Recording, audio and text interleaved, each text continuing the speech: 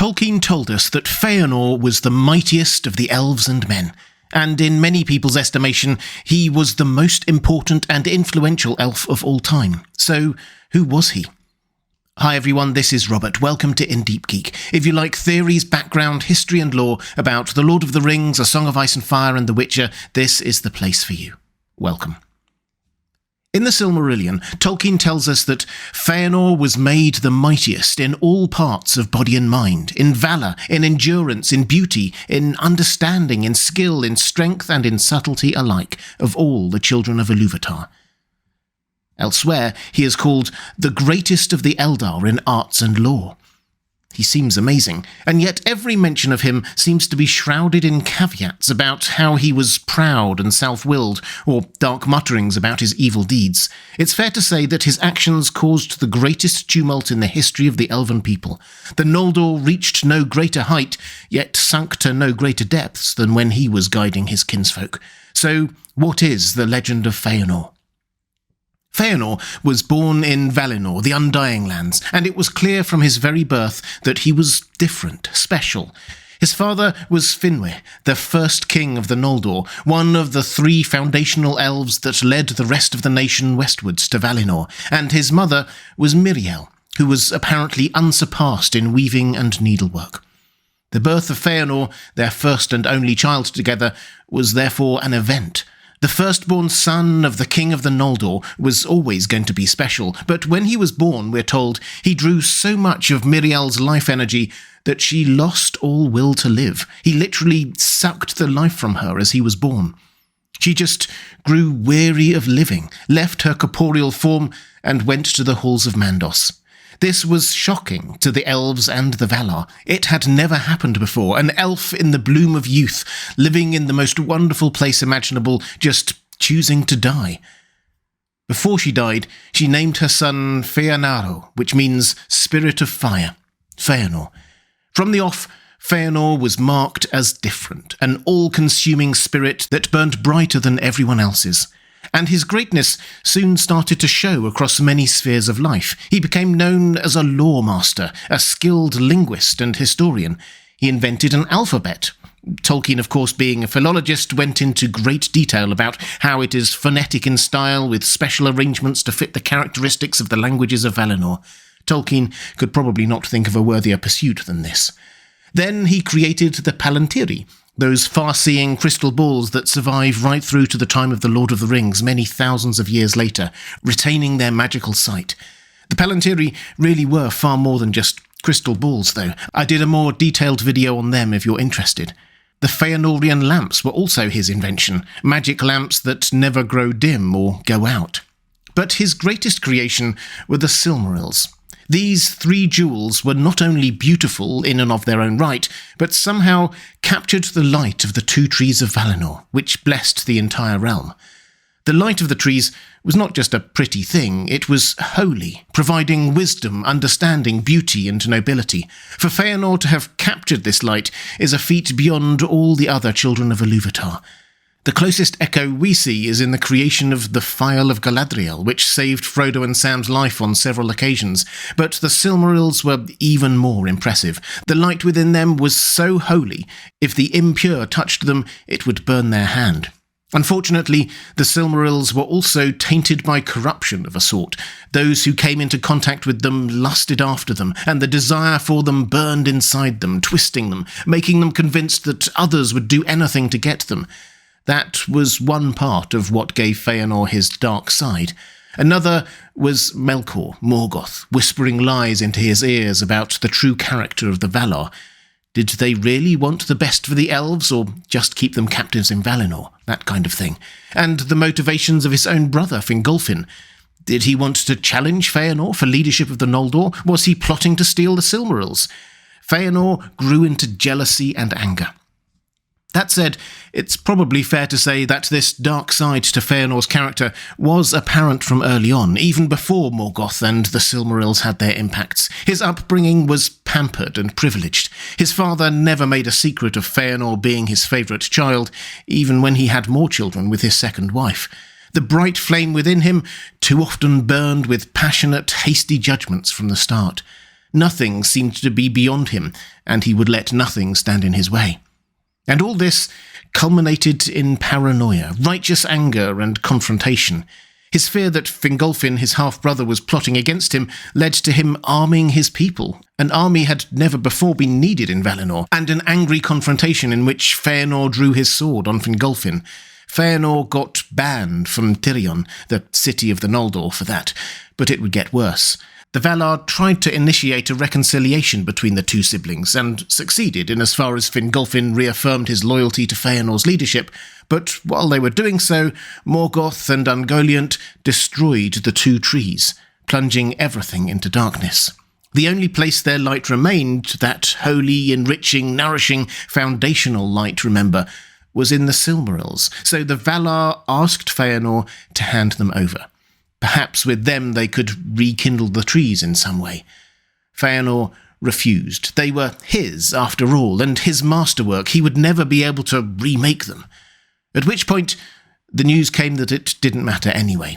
Morgoth had stolen the Silmarils, and Finwë, Feanor's father, was dead at the hands of Morgoth. Feanor was king of the Noldor. Feanor gave a defiant speech, rallied the Noldor to Tirion, swore a binding oath of vengeance with his 7 sons against any who might take the Silmarils, and then called on his people to follow him to Middle-earth, where he intended to reclaim the Silmarils from Morgoth. Feanor's speeches here, to the Valar rejecting their request for the Silmarils and to the Noldor entreating them to follow him to Middle-earth, are among Tolkien's finest writings. All of Feanor's pride, charisma and self-righteousness are on display. He accuses the Valar of being unable to protect their own realm from Morgoth, of wanting to keep the elves trapped in bondage, of wanting to take Feanor's Silmarils from him. As is often the case, though Feanor was almost certainly in the wrong here, there's a hint of truth in what he says. The Valar did want the Silmarils. They did want the elves to remain in Valinor rather than return to Middle-earth, and their track record of caring for the children of Iluvatar when they did anything other than exactly what the Valar wanted was patchy at best. Tolkien makes it clear that the Valar abandoned, his word, elves and men for long periods of time. But if we have sympathy for some of Feanor's grievances, his actions next are less forgivable. Having persuaded his people to follow him on his grudge quest, he realised that he needed ships to get across the wide ocean between Valinor and Middle-earth. Luckily for him, his cousins the Teleri elves had ships, so he took his people there, explained to the Teleri what had happened, and asked for their ships. They said no. The ships to them were more than just boats. They were a cultural expression of the people, a water-loving, sea-going people. So no, Feanor cannot take them on a blood-soaked revenge mission. Feanor, of course, wasn't the kind of person to take no for an answer, so tried to take the ships by force, killing many elves in the process. He won the day, but only after Fingolfin arrived with his forces, newly sworn to follow Feanor, but blissfully unaware that the battle they were joining was entirely Feanor's doing. This became known as the kin-slaying, elves killing elves in the Undying Lands, something that should never have happened. It earned Feanor, and all of the Noldor, the doom of Mandos. This was a prophetic judgment from the Valar. Any who followed Feanor were doomed to be exiled from Valinor, and Feanor's mission was doomed to bring death and grief and much suffering. Basically, the whole thing was doomed. Not that that dismayed Feanor at all, he just kept on going. He had some ships now, and used them to take himself and his closest kin across to Middle-earth, leaving Fingolfin and the rest of the Noldor on the western shore. Upon arriving in Middle-earth, Feanor ceremonially burned those ships to signify that they would never return. Poor Fingolfin and co. didn't then have any boats, but they were sworn to follow him, so they had to make it across the treacherous icy reaches of the Helcaraxa on foot instead. Many died, but Feanor seems not to have cared. Feanor's arrival in Middle-earth did not go unnoticed. Morgoth sent out an army that Feanor easily defeated, and Feanor, single-minded as always, kept on marching straight towards Angband, Morgoth's stronghold, not waiting for Fingolfin and the bulk of the Noldor, or even seemingly having much of a plan other than just reclaim what was his. It's worth pausing a moment at this point to just take stock of the sheer confidence, arrogance, stupidity, ambition, call it what you will, of Feanor here. Morgoth alone was immensely powerful. He was well fortified and with an army much larger than Feanor's, and yet Feanor just charged at Angband as fast as he could.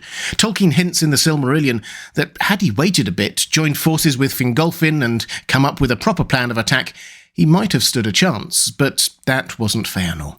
And this rashness ultimately cost him his life. Feanor allowed himself to be cut off even from his own sons in his advance, and was ambushed by a force of Balrogs led by Gothmog, the greatest and most powerful of the Balrogs. Feanor fought ferociously, but even he couldn't prevail against those odds. By the time his sons caught up to him, he was still fighting, but mortally wounded. They carried him from the battlefield, and a while later he died. We're told that at his passing, his fiery spirit reduced his body to ashes, a unique death for a unique character. Feanor's legacy for the Elven nation is immense and hard to unpick in full, but there is no doubt that the oath he made his sons swear was one of the biggest driving forces of the First Age. Their relentless pursuit of the Silmarils in the centuries that followed gives the name to the Silmarillion, and, as the Doom of Mandos foretold, it brought death, despair, and tragedy to all caught up in it. Even in his own lifetime, Feanor's actions were often hard to defend. The kinslaying, the oath he and his sons swore, the burning of the boats, leading to the deaths of many of his kinfolk. And yet, his achievements were also unparalleled. And if we take a longer lens view of his legacy, things get even more layered. If he had not taken the Noldor back to Middle-earth, would the Valar have just kept on ignoring what happened there, allowing Morgoth to triumph over the elves that were there? It seems likely. But for Feanor, Finrod would not have ever set foot in Middle-earth, and without him befriending the humans he found, many more would have followed Morgoth or been destroyed by him. We certainly wouldn't have had the elf-human love of Beren and Luthien that rescued a Silmaril, and without that, then we would not have had Eärendil, and without Eärendil, then would the Valar have sent the host of Valinor to defeat Morgoth? Again, it seems unlikely, and we would not have had Elrond and Elros and the Númenóreans, or Aragorn or Arwen. In short, everything would have been different. Without Feanor, there would be no Silmarillion, to say nothing of the later stories. Feanor is Tolkien's protagonist par excellence, his bright flame burning with such intensity that his actions echo throughout the ages of Middle-earth. Back at the beginning of time, after the Ainur had sung Arda into being, Eru Ilúvatar said that the discordant notes in that song, those introduced by Melkor to disrupt and corrupt creation and sow strife, would ultimately fail. He said this: "Thou, Melkor, shalt see that no theme may be played that hath not its uttermost source in me, nor can any alter the music in my despite. For he that attempteth this shall prove but mine instrument in the devising of things more wonderful, which he himself hath not imagined." In other words, Melkor's attempts to sow discord will only serve to bring about greater wonders and his own downfall. Melkor, Morgoth, did attempt to sow discord by turning Feanor against the Valar and his kinfolk, and he succeeded. But in the longer term, the resultant temporary return of the Noldor elves to Middle-earth brought huge blessings and led directly to Morgoth's own downfall. And Tolkien gives us a hint of a personal redemption for Feanor too.